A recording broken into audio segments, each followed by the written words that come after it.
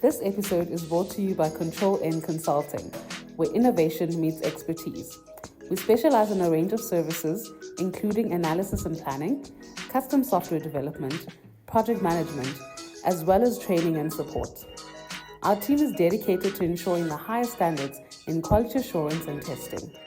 Choose Control N Consulting as your go-to partner for digital transformation and experience solutions tailored to propel your business forward. Welcome to it. Today, I have Tshegofatso. Some of you might know her as the Tshegofatso on YouTube. How are you doing? I'm doing good. Thank you for the big introduction. But yeah, thank you. Yeah. I'm good. So, for those who don't know you, who is Tshegofatso Isaacs? Yeah, that is a tough one. But in general, I like to introduce myself. I am a software engineer, content creator, and an entrepreneur. All right, cool. Yeah. Where do you want to start? Entrepreneur, software, YouTuber. Which one? Okay, this is like asking you to choose which one is your favorite child. I would choose, but I'll choose the one that started first. Which is? Content creation. Really? Yeah. Oh, I thought you became a software first and then created videos from software development. In February 2024 is going to be 10 years since I uploaded my first YouTube video. February 2024, this year, month. Yeah. 10 years. Yeah. Oh, hectic. Yeah. You've been in the game for a while, I eh? have been, yeah. So how's the journey been, the YouTube journey that is? It has been a journey. So I just started doing random dance videos and then like just fun with my cousin. That's when I discovered YouTube. Like, oh, people upload things here. There's like beauty videos. There's like vlogs. A lot happens on YouTube. And that inspired me to like start a blog because I didn't have enough data to keep on uploading YouTube videos. So I did blogging for a while and then came back to YouTube. And I think in 2020, that's when I started realizing, okay, this is serious now. And were you still dancing 2020 or did you then do No, I was what doing... you're known for now? Yeah, that's when I started transitioning. So that's when I actually started sharing more of my experiences. But yeah, I think, 2020, things were changing and I was in my final year. Yeah. And then I started sharing my experiences like, oh, okay, final year, computer science student, making money online and so on, yeah. Do you have any regrets on your YouTube journey? Any regrets? I wouldn't say so. Like sometimes I felt like I was too open, sharing too much, but I haven't even removed like any videos. Like sometimes I'm like, that was me at that time, sometimes I cringe and I look back, but I'm like, it was me at the time. I was happy. I put it out there. So what is an example of a moment where you were too open? Well, okay, maybe not necessarily too open, but not knowledgeable and sharing information that people could take as advice. So I feel like that's a big responsibility, especially when it comes to like finances. So like giving, people may take it as like financial advice. It's not financial advice, but just knowing that people can go and make decisions based on what I was saying and I wasn't giving the correct information. Yeah. Interesting. You're saying something here now. Do you think disclaimers? Do you think they play a role? Does that make sense, Ish? Hold on. Does that make sense? Yes. Yes. Yeah, I think it's important. Like now, like even then, I didn't put any disclaimer, because I think also I was still, my channel wasn't as big as it is now. So I didn't feel, I was just there just talking, thinking maybe I'm talking to like, 100 people or something. And then 80,000 people see it. And it's like, oh, So I think that's why now is to say, this is just my personal journey, not financial advice. Please, do your own research, stuff like that. Yeah. Do you think we need a disclaimer for this? It depends on what we're going to be talking about. Yeah. Let's just put a disclaimer just in case. Yeah. Do you want to do the disclaimer for us? Okay, guys. this is not any. I'm not giving any financial advice. This is just my personal journey, my experience. Yes. We got a disclaimer. Yeah. Okay, cool. So you've been on YouTube, like you mentioned, like for a while now. Let's just talk. What is the YouTube landscape in South Africa at the moment? What are you seeing? What's the future? It's definitely different from when I started. I think when I started the whole YouTube thing, there were a few of us. It wasn't something that people see like, okay, this can be a career or I can actually make money from this. I think back then we were just doing YouTube. Like if we wanted to upload, uploading. But now there's a lot of people coming in looking at it as like a business, side hustle, trying to go viral, trying to make money. So that's, I think also affects the type of content that's being put out there now. Yeah. Is there trajectory on YouTube current? Do you think it will still keep going up and up, or has it reached its peak? Because there's a lot of you out there. I don't want to say us because I've just started this. There's a lot going on out there. Yeah. I definitely think it's gonna keep going up and up. I think there's always new things. Or maybe I'm biased because I love YouTube and I spend a lot of time on there. But yeah, I don't see it changing anytime soon. I think like the type of content is changing. Now there's like short form content here on YouTube. There's just, it's different. But I think that's why it's gonna keep going because it changes with the times. Is there room for traditional television with our age group? That's a tough one because that's also like I'm not into traditional television. Like as I said, I spend a lot of time on YouTube. This is what I know, what I'm used to, what I like. So to me it feels like it's, I like that one is slowing down a bit, but I don't know if it's just because of my personal experience and how What's your favorite TV program currently? the only thing I watch on TV is sports. What sports? I watch soccer. Yeah. International or local? Both. What's your favorite PSL team? PSL Pirates, Orlando Pirates. And my dad's gonna love that comment. Oh, is he a Pirates fan? Yeah, he recruited me. Yeah. He recruited. Yeah. And then overseas? Manchester City. Okay. Yeah. Okay. I would say something, but I don't follow soccer, so Yeah. Okay. that's a bit of a problem. All right, cool. So now you focus on tech and finance. Was that a conscious decision to do two things, or? No, it wasn't. It came from me sharing my personal experiences. So, I think I'm passionate about personal finance because I realize whenever I learn something new, I'm like, why don't we know this? Yeah. So I'm passionate to share, and like I feel like it makes you feel empowered to gain some knowledge. So that's where that came from. And then also sharing my journey as a software engineer, like just I think when people found out that information that I was studying computer science, then they did have some questions. I'm like, okay, I can answer that in a video.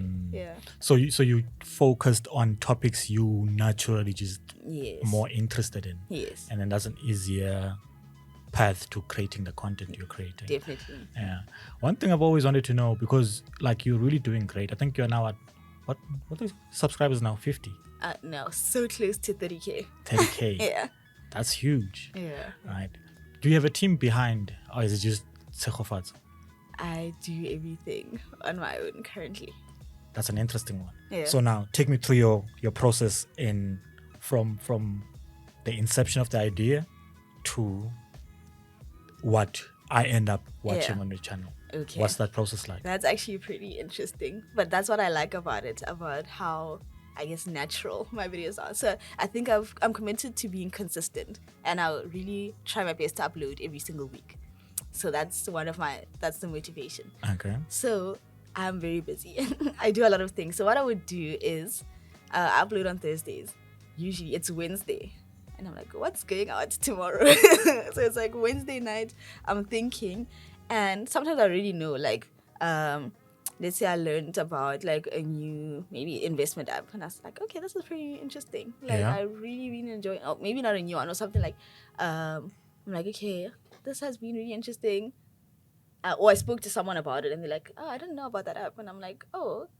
They still like sometimes you feel like, oh, everyone knows about it now. Then I realize like, oh, okay, actually still people that don't know about it. Then I'm like, okay, I'm just gonna do a video about that.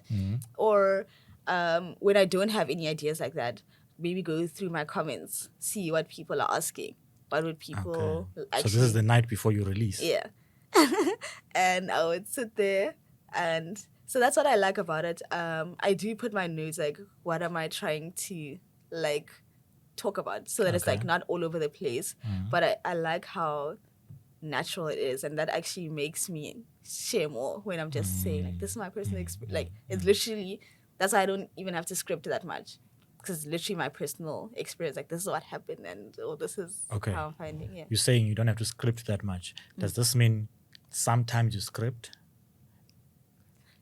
and when you do, what does the script look like? All right. So yeah, I do script because sometimes I do work with brands. Okay. So there's a certain expectation of what the content Brands. what the content is supposed to look like. Other times, for example, when I talk about like finances, I want to say certain like, you know, I don't just want to be all over the place. I want there to be like what's the lesson? Like I think before I start, my thing is like, what are people getting from this video?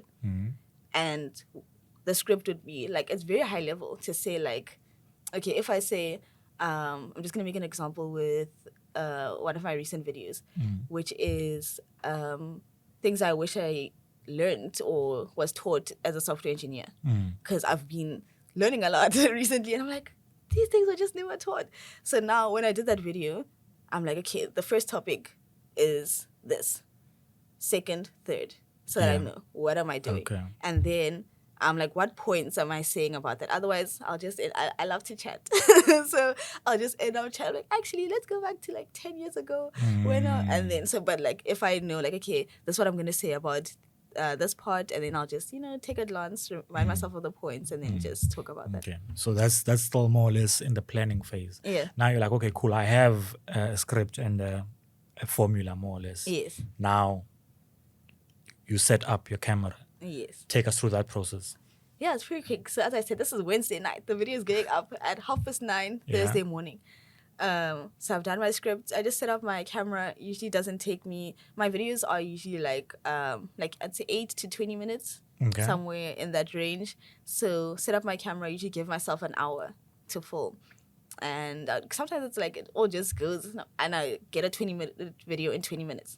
And I'm like, okay, that was it, you know? But other times, you know, make a mistake there, especially when I'm trying to, you know, educate on a specific, like, you know, topic. Then it's like, I need to make sure I'm getting it right, you know, seeing what I can do there. So yeah, I just have my script, sit down, take a glance to make sure I'm still sticking to what I plan to talk about. And then, yeah, just chat. And then now the editing part? And then once that's, so I just filmed now. And I have to put away all my lights, my camera, everything. And I just sit by my desk and I do very minimal editing. So I do my intro, and then after my intro, I do my little like intro video, and then I get started with the video. So what I would do, just remove the parts where I made mistakes. Okay. And then once that's out, then I put the outro part. And with the mistakes, how much cleaning up do you do? Do you, like, it must be like perfect, or like, okay, that was a really bad mistake? Yeah. How much cleaning up?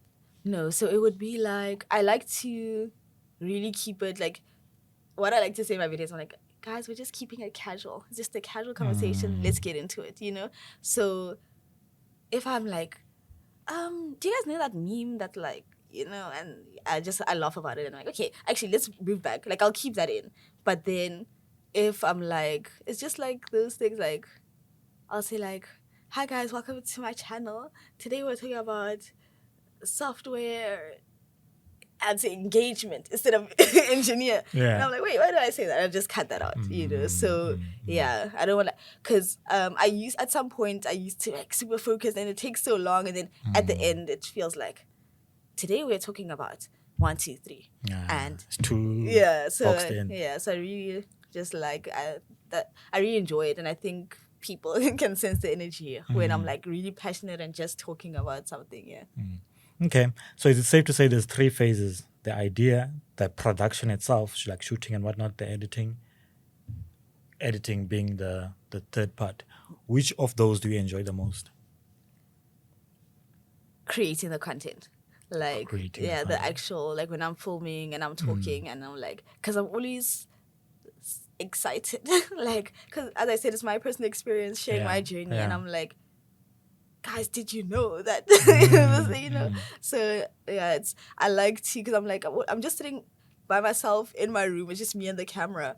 But I'm excited to say, like, okay, people are going to see this. And I'm so excited to share this. So, yeah, that's the best part, yeah. I've heard some YouTubers have actual teams behind them. What is the reason for you not to have a team for your channel, if any? Yeah. I don't have a specific reason. I think it would really do me some good, remove a bit of, something off my plate. But I think also, I guess I film late, so I have to get it out.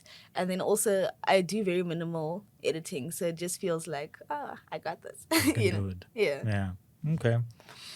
So now let's just quickly talk about the software stuff for a bit. How did that journey begin? It actually ties in with the software content creation, because so I started creating my YouTube content. I didn't have data to upload, so I moved to blogging.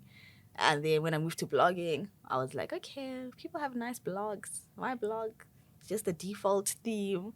I want to see how to make it nice. So that's when I started learning about, like, HTML, CSS, how to move things around, how to add extra things to my blog. And I was like, okay, this is interesting.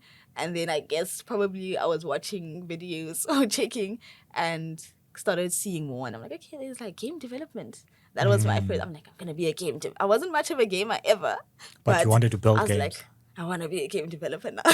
Yeah. So it was around 2016-ish. I was 17. Oh, after learning HTML, CSS, I decided to take IT in school when I went to grade 10. So that's when I'm 15 or 16. I decided to take IT, started learning Scratch and Delphi. And then when I was like into game development, I went online and I got the book. I was like, learn game development in 7 days. And I was like, yeah, this is me. I want it in 7 days. I'm going to be a pro. And I did that. It was in C#, I think. And I was like, I didn't really know what I was doing, but I'm like, okay. But yeah, I got like exposed to coding through high school and just trying things out like that. And then I'm like, I'm still into it. So I decided to go study computer science. Did you go to a university, traditional university? Yes, I went to the University of Pretoria. And how long was that? 3 4 years? 3 years. I studied computer science. Computer science. Yes. There's a lot of coding boot camps out there currently. Wait, what's your level now? Junior, mid? Mid. Mid. Cool. There's a lot of boot camps out there currently. Your take, would you advise someone to go the traditional route, which is university's 3-year, 4-year degree, or a coding college, coding boot camp for maybe 6 months to a year? Yeah, I think it's different. And like initially I never wanted to go to university. I was like, I just want to do a boot camp and just start working, know. But I did go the university route. I'd say it's different, and there's not one that even on my like content I do like highlight, hey guys, here's some boot camps to check out, or here's someone that studied computer science, or, so I think you get different things out of it, but it can get you to the same place. I think, place, okay. Yeah. So I think with the university route, there was like a lot of extra stuff. Like at some point I was doing geology, and I'm like, I don't know why I'm here. You were doing geology in my computer science course, one of my modules. So I had to do a science. I had to do a science module because they said it helps me to like learn how to think. But sometimes it feels like, let's get to the point. That's why it's like I think both have their pros and cons, like the university route and like doing like boot camps. Yeah. And how was your time as a junior? Was it what you expected, the industry that is, or just talk about that? Yeah, I think my time as a junior, was like my time in university. Just trying to get things to work and not really focusing on understanding and like, because I thought like that's what it's about, as long as if things work. And I think that's when like the growth came in, or like where I am now, realizing like, wait, actually it's not like we're just trying to pass and finish it. Like we're building, complicated systems here. We need to have a plan of action, know and understand how and why things work. Yeah. How do you problem solve now compared to how you would problem solving while you were still a junior? I'd say before it was, as I said, just make things work. Like, I don't know. I'm like, when it's like, it's working now, I'm going to leave it. I'm not changing anything. Like, I don't know why it works. It's working. That's good, But now trying to actually, what's different actually, like I'd even also just rush into building the solution. But now it's like, okay, let me understand the problem first of all. And then I'm still learning. Like but like at that time trying to make the best decision, like, okay, which is actually the best way to get to the solution. And so if you were a senior, how would you treat your junior developers? I think what worked for me is having space to ask questions. For I'd say like my first like couple of months, I was so scared to ask, and that's when I think I make those, little mistakes. But having the space and to know that it's welcome to say like, well, why can't I just use a phone? And then you get like the guidance of, so I think just having that like openness, it really helped me. Yeah.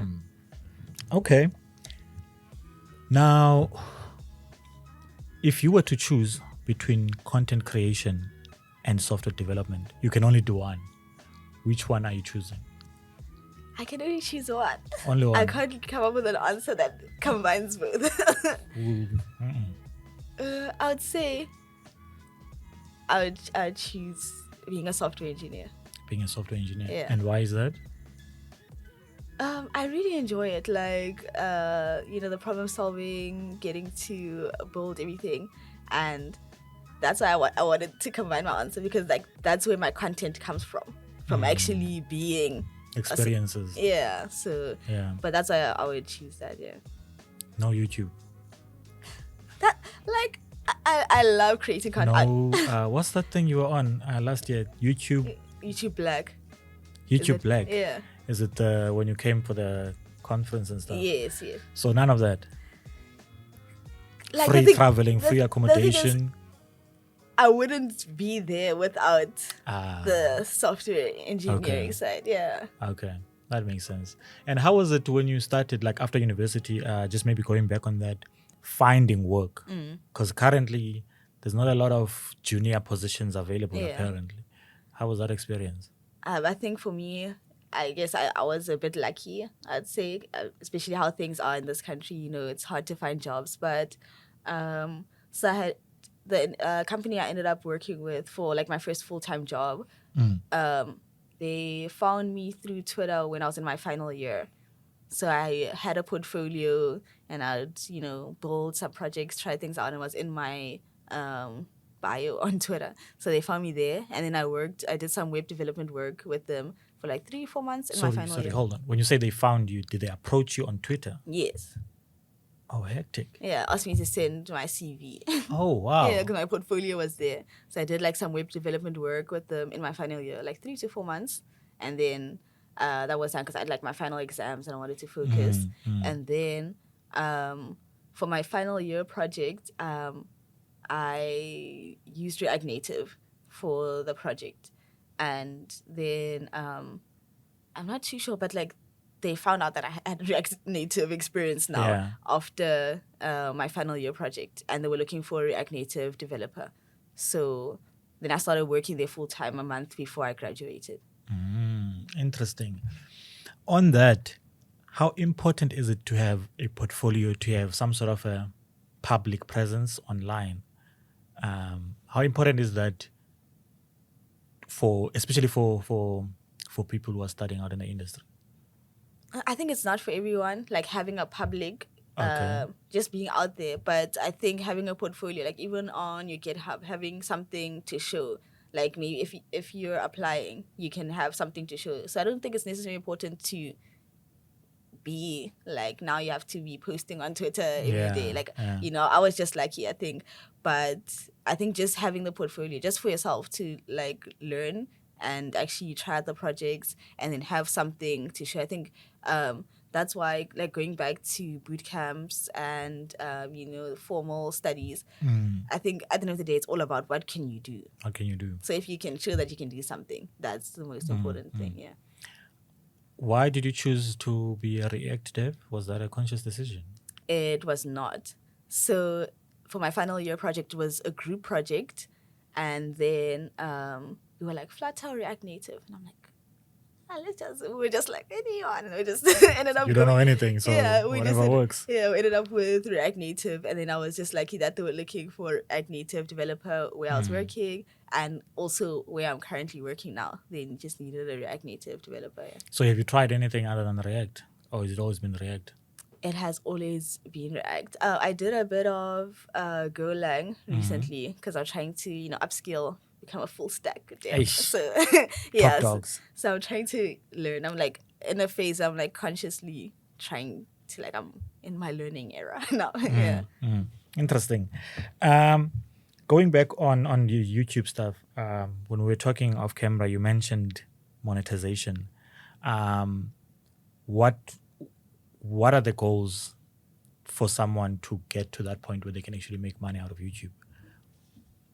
So it depends which route you want to take. So there's the route of actually being monetized on YouTube, so getting paid through ads, or working with brands.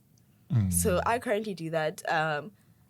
For being monetized on YouTube, I think you need a lot of views to make a good amount of money. Okay. So I think sometimes that will push you into a direction where you're making maybe content you don't necessarily want to make just because you're just trying to get those fast because views. that's the one that gets because even one of my favorite videos on my channel has very few views, but I'm like, I really like that I put that content out there. So it's like so if you think of like going like monetized, you do need the views to get a good amount of money, or you need to be getting views from like countries like the US where the pay is a bit higher than here. So and then working with brands, I really like that way because sometimes like a video would have made anyways even if I wasn't getting paid, and now it's like, okay, I'll take the money. Nice. So addition. I guess sometimes it's then, as I said about scripting, like I like to keep it like very minimal, just sit, chat, but when it comes to brands, it does take that away a bit, because like they'll say you have to say this part, or you have to have the video has to be 8 minutes, and there's more like in control.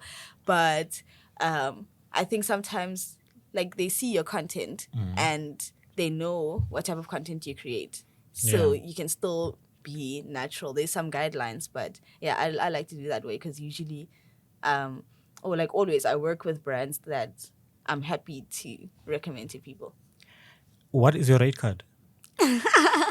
Send me an email and I'll send my rate card. Yeah, but I'm still figuring it out, but I think there's good money to be made. And how flexible are you with your rate card, or is it just a matter of whatever the brand wants? I'm actually pretty flexible, because it also depends like what the type of content is, what I can negotiate. Maybe I'll say I can't do A, B, and C for that amount of money, but for that I can. That's what I can give you. So sometimes you can just do like, instead of doing a whole dedicated video, just do like my normal video and then do a little shout out in the video. So just like striking a balance, also kind of sometimes building a relationship with the brand, because it's like, okay, this is a brand I'd really like to associate myself with, which means that in the long run, I'm playing the long game. You have two YouTube channels? Yes, I do. When you are in the negotiation table with the brand, do you use that to your advantage, or is it just main channel if the brand wants to be on the main channel, second channel if the brand wants to be on the second channel? So my second channel is pretty like chill, just vlogs or whatever. So I have not done any sponsored content on there. So it's always about my main channel. And I also like to, on my vlog channel, I just want to upload when I want, do whatever. So I like to keep it as like, even if I feel like people won't watch or anything, if I Yeah. want to do a makeup tutorial, I'm like, Just I'm do going to it. do it because Yeah. that's just like my place to have fun. So Yeah. Okay. So now with the you out here doing this content, right? And then do you have hard nose? A brand says, I don't know, I want you to, I don't know, live stream at 2 a.m. What are your hard nose? Like I'm never doing that, no matter how much money they put on the table. Not necessarily like a specific type of content, but like I'd say there's brands I don't want to work with. And I'd say no thank you. Like thanks for getting in touch, but no thanks. So yeah, just brands, especially since I'm in the finance space. Yeah. I don't want to, when I'm not sure, like I don't really know this company or I've heard not so good things about them. I don't want to, because like people are gonna go and use their hard-earned money on that product, you know. So just making sure to make a like conscious decision, doing my own research also to know like what am I like. I think like I'm selling this to people like this, Yeah. you know. So yeah, those would be my hard news, just the specific brand. Otherwise, I guess if the amount is too low for the amount of work that's expected from it, because content creation is a lot of work. I know maybe I downplayed it when I was saying like I just script, film, edit everything in one day, but like a lot goes behind it to get things right, and also it has taken me a while to grow this audience. So yeah. So still focusing on the hard nose, right? I am let's say company X. I am company X. I build products that, so I am in competition with the company you work for That happened. as a software developer. Yeah. How do you handle that situation? That actually happened to me. That was like 2 months ago. And I had to say no because it was just a conflict of interest. How is it a conflict of interest? Because you're not necessarily building the product they are selling. I'm just advertising. You're just advertising. For me, it was a hard no because I'm passionate about the project I'm building. I see. So it just didn't make sense for me to go and tell people to use the other product when I believe and I really, you know, I'm like I work so hard on this project. So, yeah. So it's not a contract standpoint, it's more of a moral standpoint. Yes. Your 9-to-5 contract does not necessarily say you cannot do that and that. Yeah. And how do they receive the news when they found out that you're actually doing something on the side, which is YouTube? I actually brought it for like when I was joining. Okay. Because I do a lot of things outside of work. So I said, these are the things I do. Is that okay? And like as long as if it's not affecting your work. So as long as if it's not affecting my work in any way. And if they said no, that's not okay, what are you gonna do? It was gonna be a tough one, but like I think that's important to me to have like, because I do so much outside of it. It was going to take away maybe too much and I wouldn't be able to move forward. Wait, move forward with? Or it was going to take away too much of your own stuff? Yes. So you were going to job hunt until you find a company that is okay with all of that? Yes. All right. And how many candles have you sold to your colleagues? Because you have a candle business. Actually, not a lot. Sometimes I really like to keep my things separate, but I guess people do see me on YouTube. But like, oh, I saw your TikTok when I was just scrolling, you know. So I'm like, when it comes up, I'll bring it up. Like, hey, what are some candles, you know? So I've sold a few. You've sold a few. Yeah. And how's the candle business going? You are busy, dude. Yeah, I am. So hold on. Before you answer that, there's YouTube, there's software development, there's candles. What else is there? There's I run a code tutoring company. Code tutoring company. Yes. And yeah, I recently started crocheting now. So you have 24 hours a day. How Is everything in that 24 hours? Or I'm like, I used all of it. All I of make it. sure, even like today when we're filming this, already, once we're done, I'm on to the next plan, on to the next thing. Yeah, that's why it is exhausting at times.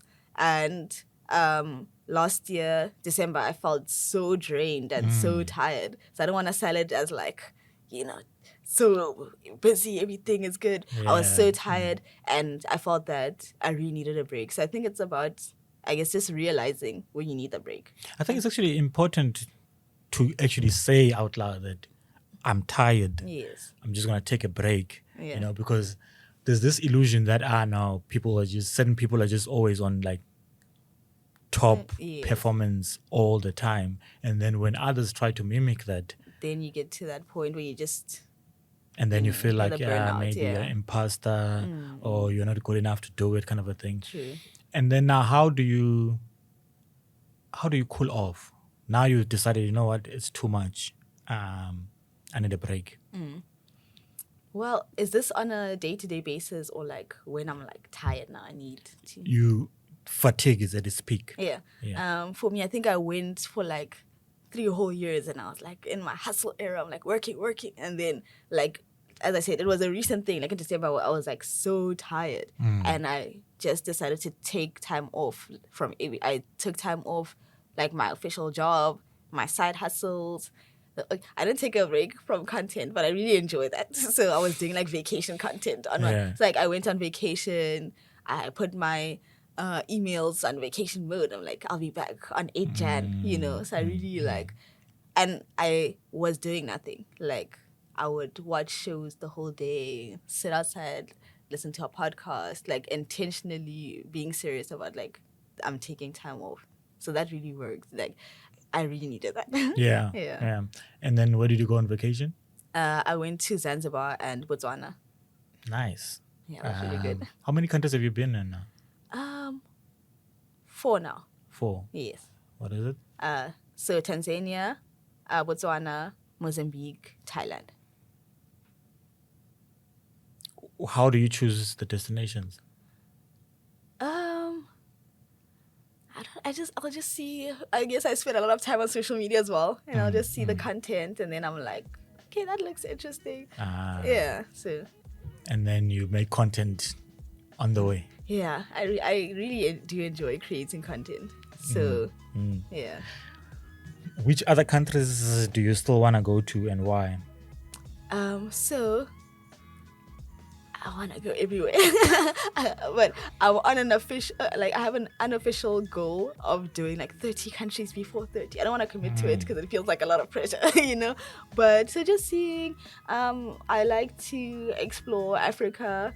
So I've been thinking Namibia recently it seems like, I guess the content sometimes, like when people are going there, then you start seeing all the content and you're like, But yeah, I'd like to go to Namibia. I'd like to go to Singapore, Indonesia. So I guess it might be a little bit influenced by the content I'm seeing, but yeah, just. Okay, so you're more Africa and Asia kind of a Maybe, person. yeah, I guess also maybe they are a little more affordable at this time. So maybe that's also affecting I see. my decisions. And that's, so I mean, whenever I check the content, it's like in my budget. Yeah. How important is budgeting? Because you cover finance a lot. Yes. How important is budgeting in one's life? I think it's so important. My favorite quote says, if you fail to plan, you plan to fail. So, yeah, and another one, if you don't tell your money where to go, you'll wonder where it went, So I love to have a budget so that I just know, like, where is my money going? What am I doing with my money? So I love Excel for budgeting, and I'll open my spreadsheet, plan the month, like, okay, this is where everything is going. And yeah, I think it just makes me feel calm, I think, because I think, I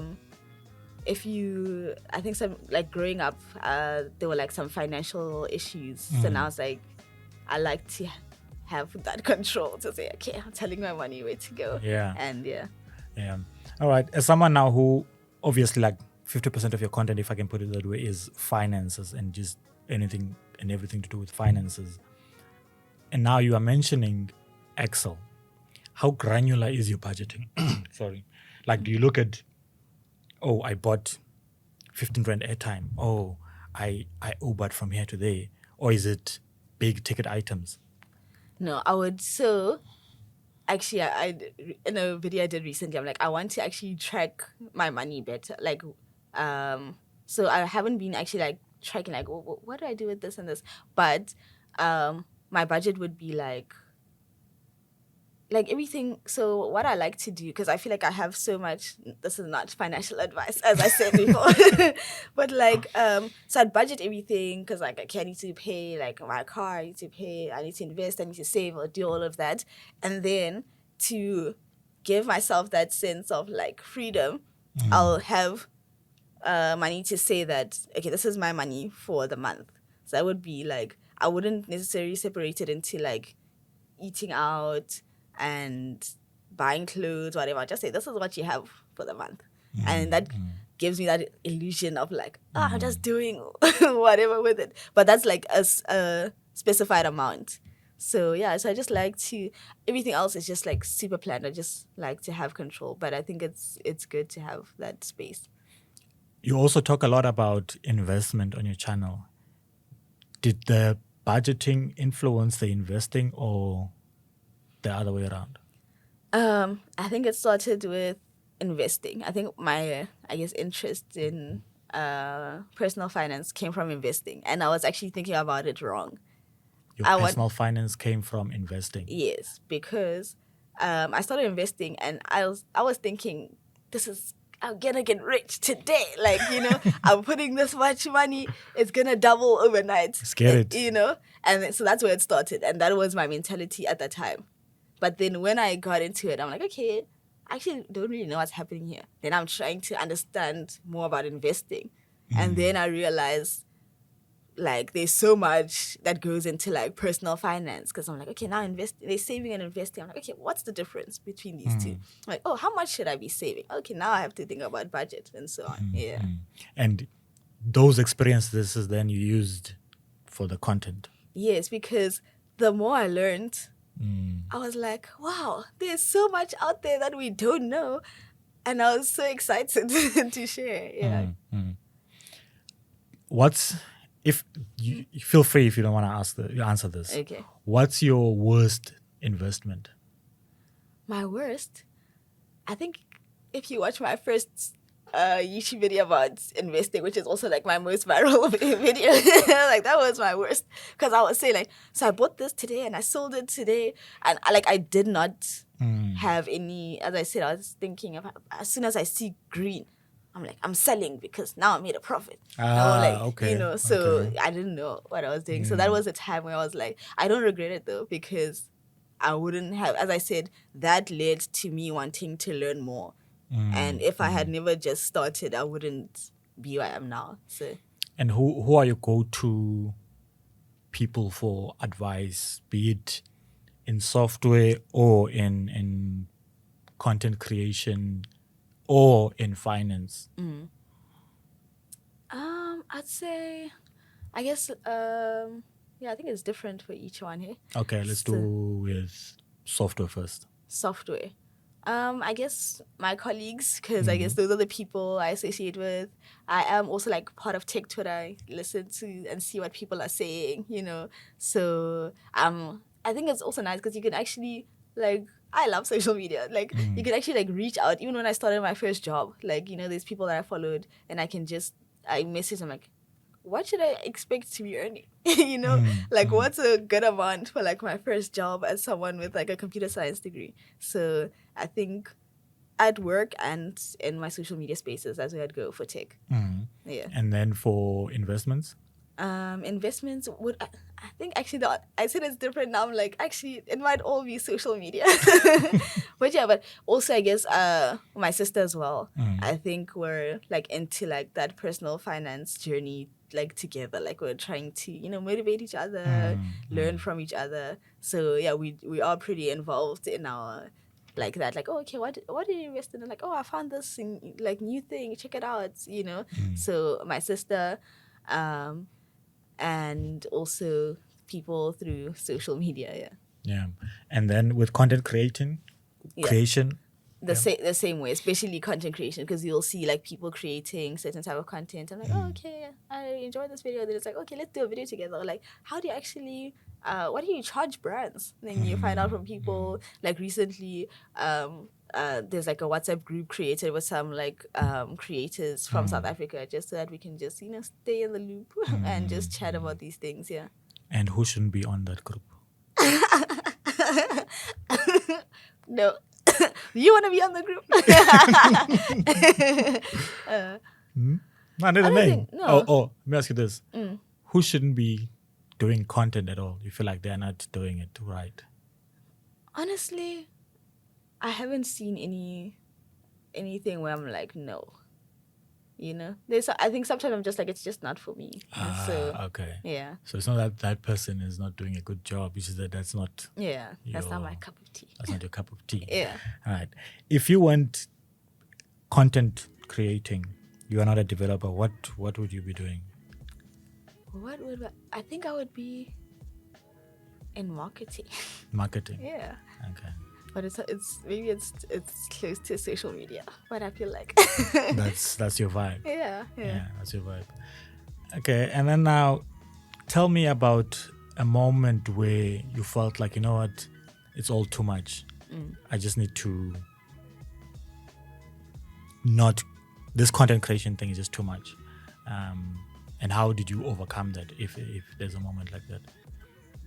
It's never really felt like it's too much. I think just maybe reflecting about like, what do I want to share? And cause I think as the channel grows, it's like then many people have opinions about.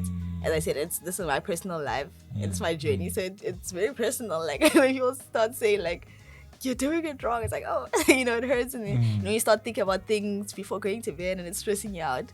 So I think, I think it goes along with my break, my burnout that I had. So just reflect like, what do I want to share? What type of content do I want to put in there? So I think just making, just being conscious about. Yeah. You know what I like about this is that you do a lot, and it just it's proof that you don't really have to focus on one thing, especially if you don't know what you want to do. You can just try everything and anything and then see what sticks. Fortunately for you, all of them seem to be doing okay. Yeah. But I think it's very important because especially with people whose parents don't know anything any better, where you have to be a teacher, you have to be a doctor, there's no other way. We are lawyers here, you have to be you have to be a policeman. Sometimes it's important to just like, you know what, I'm going to try it out. And honestly, I didn't know I was going to be a software developer. Yeah. It was literally by chance. For real. A friend of mine was like, hey man, I know someone who does something like this. You seem to be into computers. Yeah. Try it. Yeah. I never ever thought I would be a software developer. Yeah. And this was even like after high school when I was taking my gap year, and then I was like, okay, let me try it. And then I ended up enjoying it. You know what I mean? Yeah. Because I was also in that framework of you have to be this or that. Yeah. There's no room for trying out new things. And I like that you shared that, because I think sometimes, for example, when I share my stories, like, oh, I started coding when I was 14, then people feel like a pressure to say like, it. I was supposed to know at that time, So it's different for everyone. Yeah. The first time I had HTML Yeah. was in class. Yeah. And I went there thinking I'm going to do. So before that, I did sound engineering. Okay. And then towards the end of my sound engineering, I was introduced to cameras and stuff. Okay. So I'm going there thinking there's going to be more of the camera work, more of the sound work. Yeah. It's like, talking about code, I'm zeros like, and ones. so when are we shooting? You know what I mean? Yeah. And then, I was like, okay, cool. Luckily, my program was broad because it was multimedia. Oh, okay. So you have to do everything. Yes. You know, and then later on you specialize, you choose which one to focus on, you know. And it's really important for people to know that, you know what, sometimes you don't have it figured out. If you do, great, but if not, amen. There's a Yeah. lot more out there you can try. And then you decided. You And you can decided. just try like things. I think it's so important just to try. Like recently, my goal like 2 years ago was like to start crocheting, but then I kind of delayed it. But like this December when I was on my break, I'm like, I feel like I can crochet a Oh, bag. that's interesting. Yeah. Did you crochet that? What you wanted? Unfortunately not. Unfortunately not. But like I recently just crocheted like a tote bag for my mom. I'm like, oh, So wait, how does that work? Do Yeah. you? Because I know you have two. What do you call them? that's knitting. So crochet you only have one. What's the difference? The crochet one is like it's a hook and then you only use the one crochet needle. But then knitting you would use, so you move it with knitting. I also knit. With knitting, you move it from like one needle to the other, and then from this needle, and then it keeps on going. But crocheting, it's like I don't even know if I'm seeing the picture. Yeah. Okay, let's go with crocheting. So Yeah. so how does that work again? You So like it's knots. It's like it's Okay. I would say it's like knots that go over and over again, and then you just keep on connecting them. so now how do you know tatikon? Curve. So I How can't do you decide know? for myself. So I just watch tutorials on YouTube. So I'll think like, okay, I want to make a bucket hat, and I'll search crochet bucket hat, and I'll see which one looks nice, and I'll just So you just follow along. Yeah. So they call like patterns. They'll give you like the crochet pattern. And I'll tell you like, okay, do 5 stitches. Now do 2 more and do it like this, and then I just follow that. And when you change colors, how does that work? Do you I'm not there yet. have one long string with different colors, or No, I'm not there yet. Even when I ran out, I just tied it, and I was like, okay, I can carry on. So I just tied like the old, like, because one was finished, and I had a new one, and I just tied them together, and I carried on, and it worked for me. So yo, that's you know, it looks simple, but now the more I think about it, the more I'm like, there's a lot to think about. yeah, Because there's the shapes, there's the colors, there's the maybe your speed, and also the pattern, because like if you want, like, have you seen like jerseys? Jerseys have like different yeah. patterns. Like, if you look now, the people can't see, but like it's different. Like this stitch is different from like this stitch. Yeah. So it's see. like now you need to like now it's like maybe it's a pattern will be like 1 2 3 1 1 2 for it to look like a certain way. So you need to do like 3 of one thing, 3 of a different thing. Yeah. So it's really interesting. I really like it because I get to focus and I concentrate on that, and then it calms my mind down. That's interesting. It's like everything you do, one leads into the other. To come down, you actually create something else. Yeah. It's almost like I see a situation where you have your camera on all the time, and everything you do during the day is just content. Yeah. But you're doing something that you really enjoy. Yeah. So would you recommend crocheting to okay, who would you recommend it to? Is it for everyone? Yeah, I'd say, because for me, it wasn't even about making the crochet stuff. Maybe someone's into making like those clothes or the bags. They could try it. Maybe someone that's looking for a new hobby, they could try it. So I think it's different. For me, when I started, as I said, it was like my goal like 2 years ago. I just Yeah. wanted like just something like something that would just have like not that I'm not doing for money. It's just like my fun little hobby that's just for fun, you know. Is there a YouTube channel where Tshegofatso crochet? That's what I'm saying. I want to keep it like no pressure at No all. pressure. But now people are saying, "Can we place an order?" And I love to make money, so I've been saying no, but I'm thinking about it. Yeah. Actually, this brings up an interesting point. As a as a content creator, just in general, how do you resist the urge to create content for everything? Because, you know, there's a saying that we have smartphones, but we have dumb people or something like that, where everything needs to be content. Yeah. How do you resist doing that? It depends, hey, because I think my main channel, like, I have to consciously create that content. It's not like me just taking a picture at a restaurant. Like, I'm going to talk about a specific topic. It's not. And then my other channel is just like vlogs or whatever. So I think, as I said, I want to keep it light, whatever. So if I don't want to create the content, I don't. Like, there's some days I'll go to a restaurant, film everything.